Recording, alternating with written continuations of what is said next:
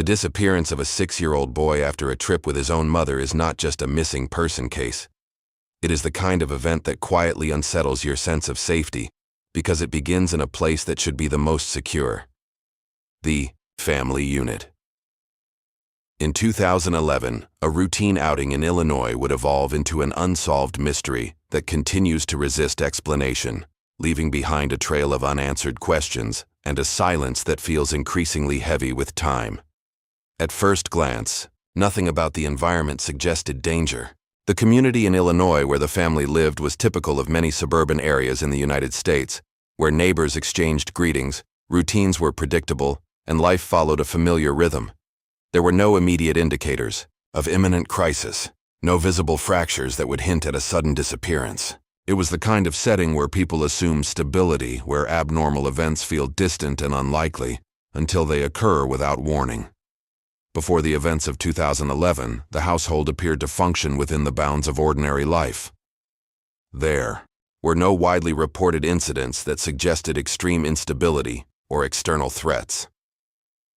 To outsiders, the family did not stand out as unusual or troubled in a way that would draw concern.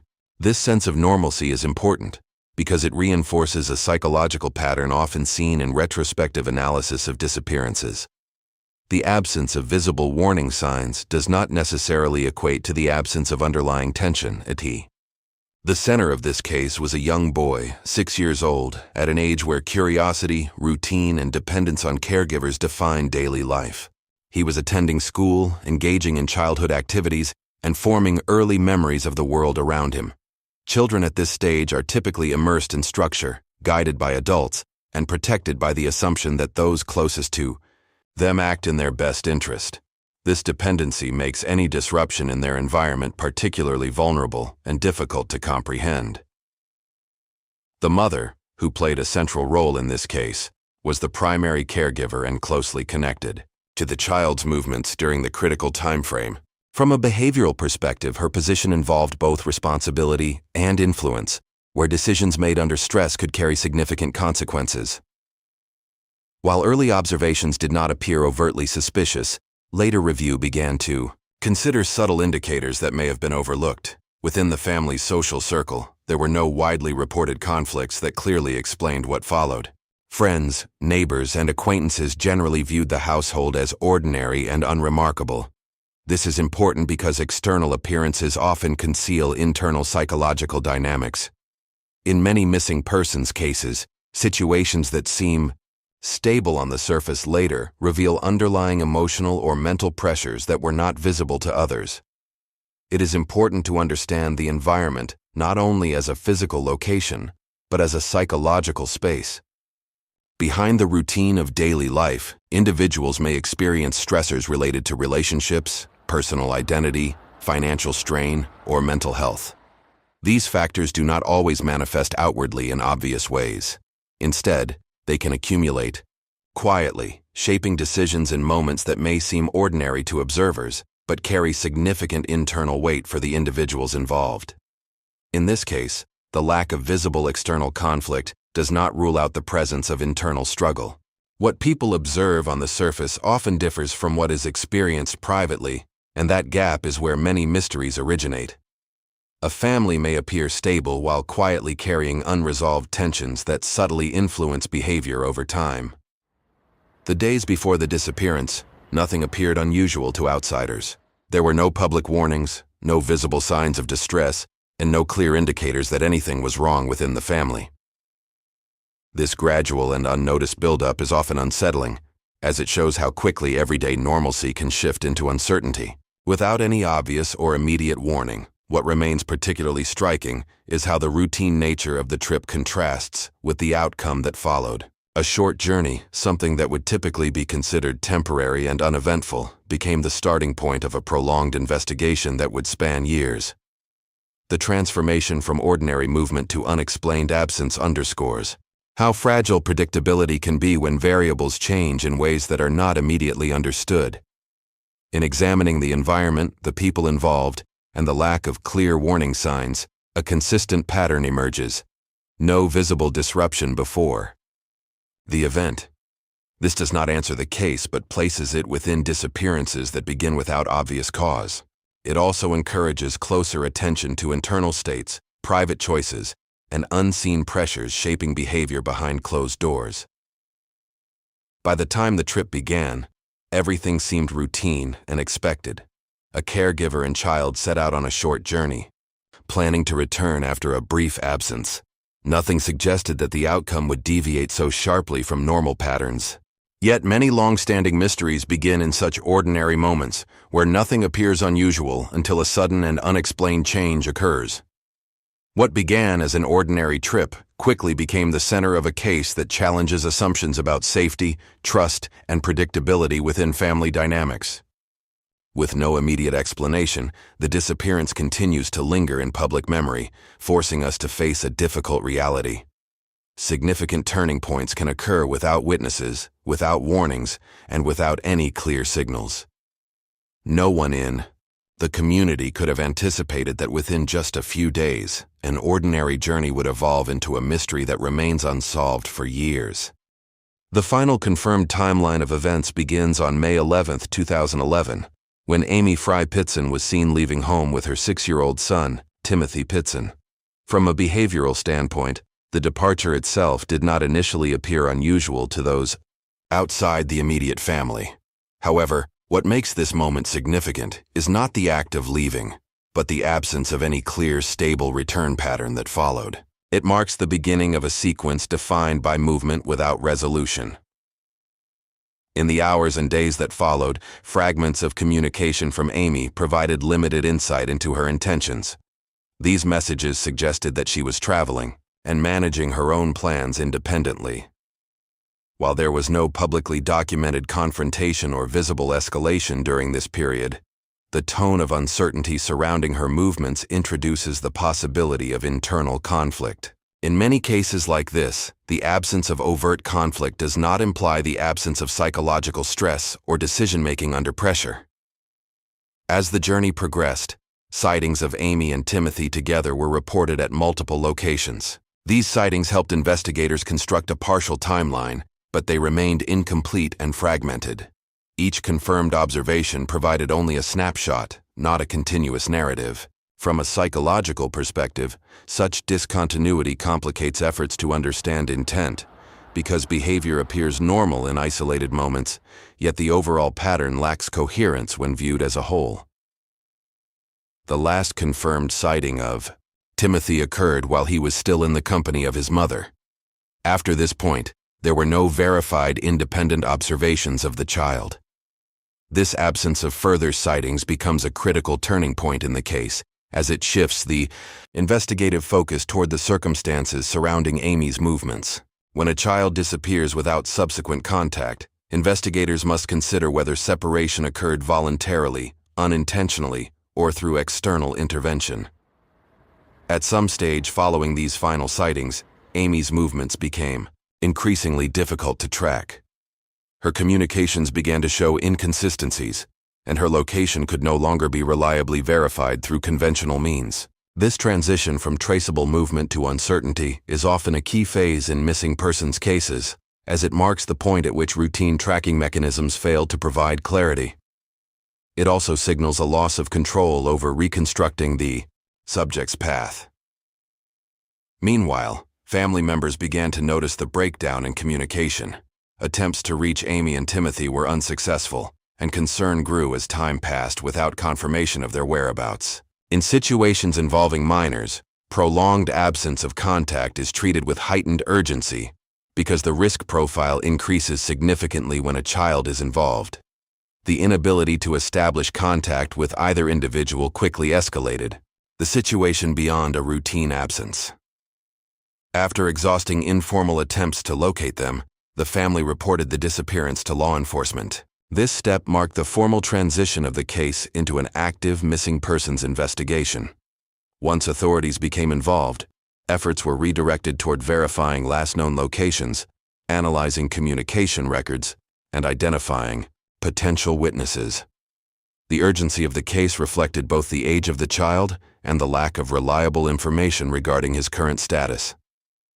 As investigators began their initial assessment, they encountered a series of gaps in the available data. Amy had not provided a clear, verifiable explanation of her intended route or destination, and her final known communications did not establish a definitive endpoint. In the absence of consistent documentation, reconstructing her movements relied heavily on partial reports and indirect evidence. This lack of clarity created challenges in determining whether the disappearance was planned, spontaneous, or the result of unforeseen circumstances. Certain aspects of Amy's behavior during the trip raised questions, particularly her limited engagement with follow-up communication. While not inherently conclusive, the inability to verify her statements or confirm her whereabouts introduced ambiguity into the timeline. Investigators often look for patterns of consistency in behavior, and when those patterns are disrupted, it becomes more difficult to assess intent or predict outcomes based on available data. At the same time, there was no immediate physical evidence indicating that Timothy had been separated from his mother by a third party during the confirmed sightings. The absence of such evidence meant that early hypotheses had to remain open-ended. Without surveillance, confirmation, witness accounts, or material traces indicating external involvement, the case remained anchored in uncertainty. This lack of definitive indicators is one of the primary reasons the investigation would later expand into multiple competing theories. As inconsistencies began to surface in the timeline, investigators noted that certain details did not align perfectly across different sources. Variations in reported times, locations, and communications created discrepancies that required careful reconciliation. These inconsistencies did not immediately point to a specific conclusion, but they did suggest that the narrative was incomplete. In investigative work, such gaps often signal either missing information or intentional obfuscation, though neither can be assumed without corroborating evidence. Importantly, there was no clear evidence at this stage that Timothy had been taken by an unknown individual immediately after the last confirmed sighting. The continuity of the timeline suggested that the final verified interactions involved only Amy and her son. This observation narrowed the scope of initial theories, but it did not eliminate uncertainty. Instead, it reinforced the idea that the critical unknowns were concentrated within a narrow window of time where documentation was insufficient. As investigators attempted to build a coherent sequence of events, they faced the challenge of interpreting incomplete data without imposing assumptions. Each piece of information had to be evaluated within context, considering both what was present and what was absent. The absence of evidence, while not proof of any particular scenario, becomes a meaningful factor when patterns fail to emerge, despite extensive review. In cases like this, the final known sightings serve as a boundary between what is documented and what is unknown. Beyond that boundary lies a period where verification becomes increasingly difficult, and where investigative conclusions must remain provisional. The transition from observed movement to disappearance is not always marked by a clear event, but rather by the gradual loss of traceable information. At the end of this phase, the case stood at a critical juncture. There were confirmed sightings, partial communications, and a growing list of inconsistencies, but no definitive explanation for what had occurred after the last verified moments. The timeline had been established to a point, but it could not yet explain the outcome. That gap would soon become the focus of deeper investigation, as authorities sought to determine what truly happened beyond the final confirmed sighting. But what investigators would soon discover would only deepen the mystery. When law enforcement officially took over the disappearance of Timmothy Pitzen, the investigation began with urgency, but also with a limited foundation of verified facts. The initial priority for investigators was to reconstruct the most accurate timeline possible based on confirmed sightings and communications. This involved identifying the last known locations associated with Amy Fry Pitzen, interviewing individuals who may have encountered them, and cross-referencing available records, such as phone activity and travel patterns. Search efforts were deployed across multiple locations connected to Amy's known movements. These included areas where she was last observed, as well as regions suggested by partial leads. Investigators relied on witness statements to fill in gaps, but as is often the case in missing persons investigations, Memory inconsistencies and fragmented recollections made it difficult to form a unified narrative. Each lead had to be evaluated carefully, yet many did not produce actionable results. In parallel, analysts examined available data that could help trace movement patterns. Communication records, timestamps, and reported sightings were reviewed in an attempt to identify correlations. However, the absence of continuous and verifiable tracking data limited the ability to reconstruct events with precision. Some leads initially appeared promising but ultimately failed to converge into a clear direction, leaving investigators with multiple possibilities but no definitive path forward. As the investigation unfolded, media coverage began to expand rapidly. The disappearance of a child naturally draws public attention, and this case was no exception. News outlets reported on the situation, sharing known details while emphasizing the urgency of locating the missing boy. The widespread coverage contributed to increased awareness, but it also introduced new dynamics into the investigation, including public speculation and the dissemination of unverified theories. Within the local community and online spaces, discussions began to emerge. Individuals shared opinions, interpretations of available information, and speculative scenarios about what might have occurred. While some contributions were well-intentioned and aimed at assisting the investigation, others introduced narratives that were not supported by evidence. This environment created a complex information landscape where facts and speculation often coexisted without clear separation. For the family, the growing attention added another layer of difficulty. The emotional burden of uncertainty was compounded by public scrutiny, as the case became a topic of widespread discussion. In high-profile missing persons cases, families often find themselves navigating both private grief and public visibility, which can amplify stress during an already uncertain and distressing period. The lack of definitive answers meant that each passing day brought not only concern, but also increasing external pressure. As investigators continued their work, Amy Pitzen became a central figure in the case analysis. Her role as the last confirmed person seen with Timothy naturally positioned her within the primary focus of early hypotheses. However, despite this focus, investigators did not initially have sufficient evidence to conclusively determine her involvement in any criminal act. The distinction between being a key person of interest and being a proven perpetrator remained critical throughout the process. The absence of direct evidence meant that alternative scenarios also had to be considered. Investigators explored the possibility that an unknown third party could have been involved, or that an unforeseen event occurred during the time frame that separated Amy and Timothy. Each hypothesis required supporting evidence, and without it, conclusions remained tentative. This cautious approach reflects standard investigative methodology, where assumptions are avoided in favor of verifiable facts. As more information was gathered, attention also turned toward Amy's personal background. Reports referenced aspects of her mental health history and personal circumstances, which may have contributed to her behavior during the period leading up to the disappearance. While such information can provide context, it must be handled carefully in investigative analysis, as it does not inherently indicate criminal intent. Instead, it offers potential insight into emotional or psychological states that could influence decision-making under stress. Factors such as accumulated stress, interpersonal conflict, or internal psychological struggles can affect how individuals respond to pressure. In some cases, these influences may lead to decisions that appear inconsistent or difficult to interpret from an external perspective. However, without comprehensive and verified records, it is not possible to definitively attribute motive or reconstruct internal reasoning with certainty. This limitation is one of the most significant challenges in understanding cases where the subject is unavailable for direct inquiry.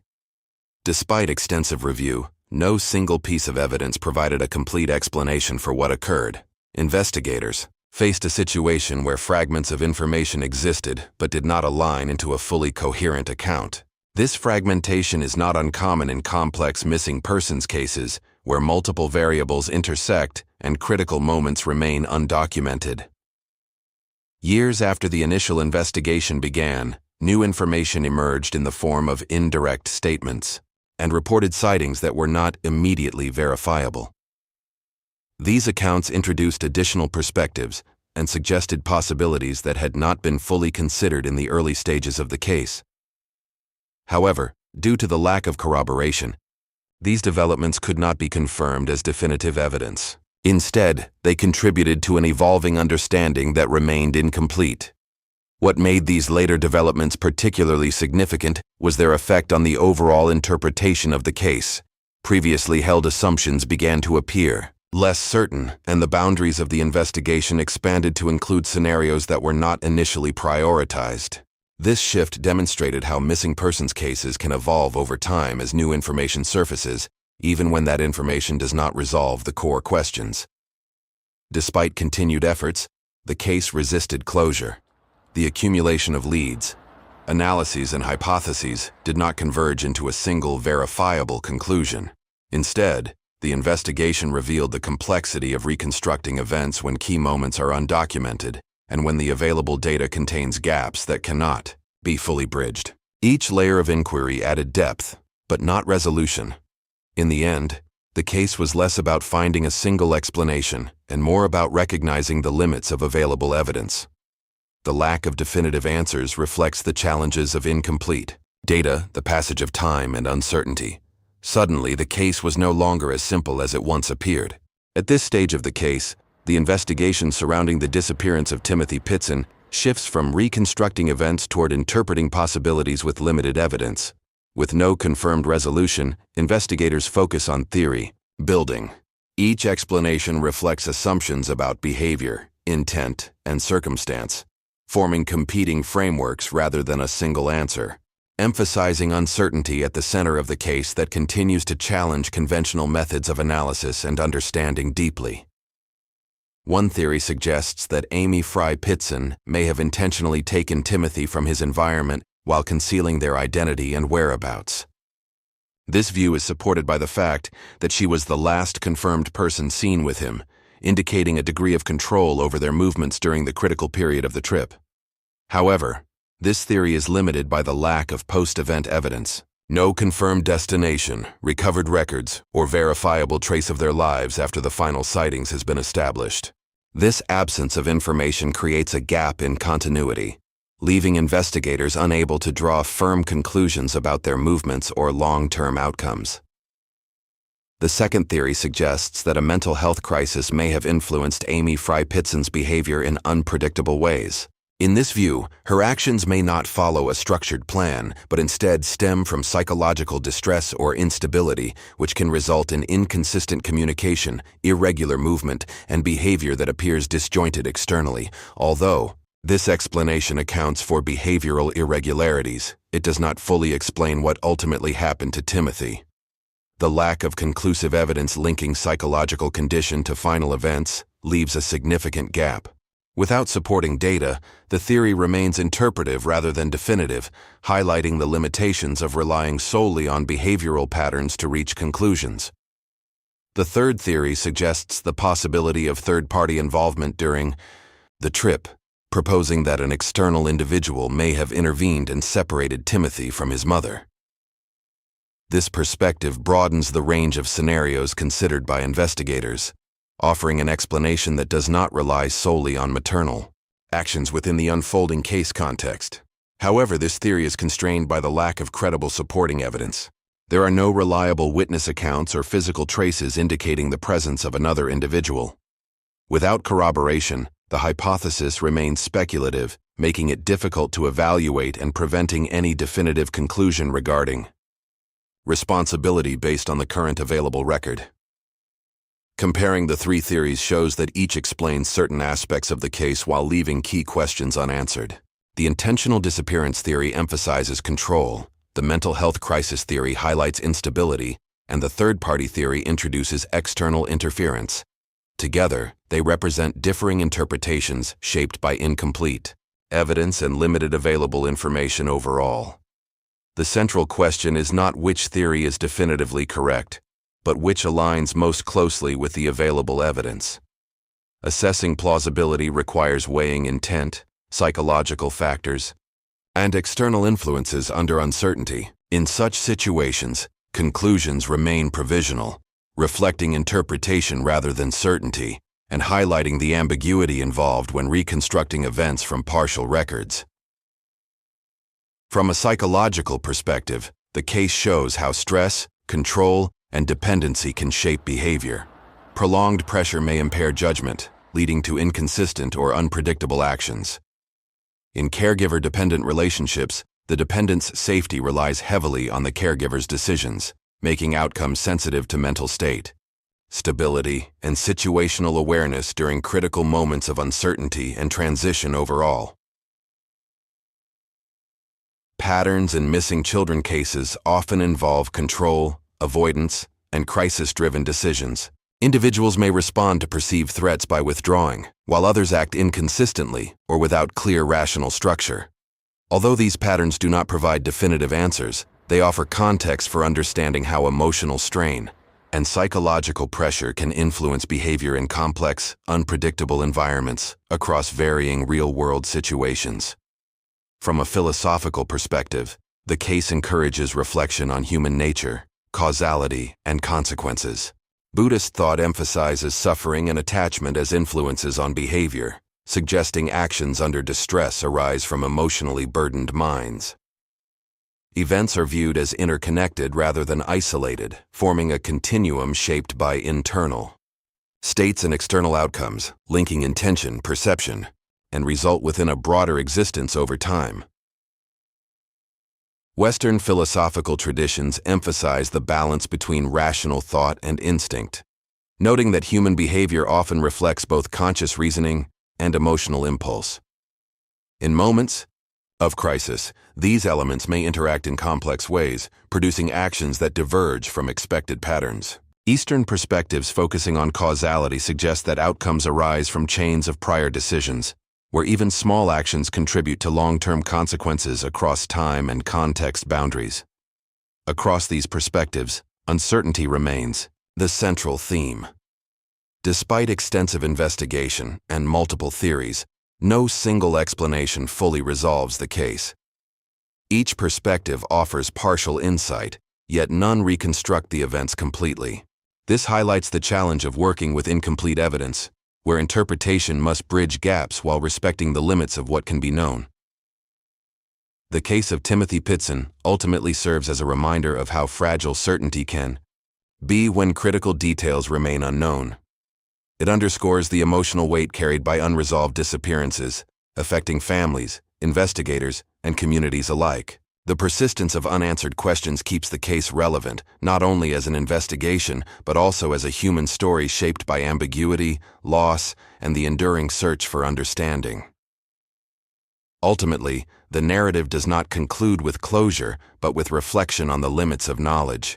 It encourages consideration of how events can unfold without witnesses, and how meaning is constructed when evidence is incomplete. While theories differ in their interpretations, they converge on a shared truth. The full account of what happened remains undiscovered, leaving space for continued inquiry and contemplation. Timmothy Pitzen's disappearance remains unresolved, defined by enduring uncertainty rather than confirmed answers. Despite ongoing efforts and evolving perspectives, no definitive conclusion has been established. His family and the broader community continue to seek clarity, holding on to the hope that missing pieces may one day be found. Until then, the mystery persists, complex in nature, deeply human in its impact, and unresolved in its final outcome. Before you go, don't forget to like, share the video, and subscribe. Some crimes leave behind no screams, only unanswered questions, and some silences resonate far more deeply than any confession ever could. Thank you for listening to Criminal Mindcast, and for taking the time to explore this case with us.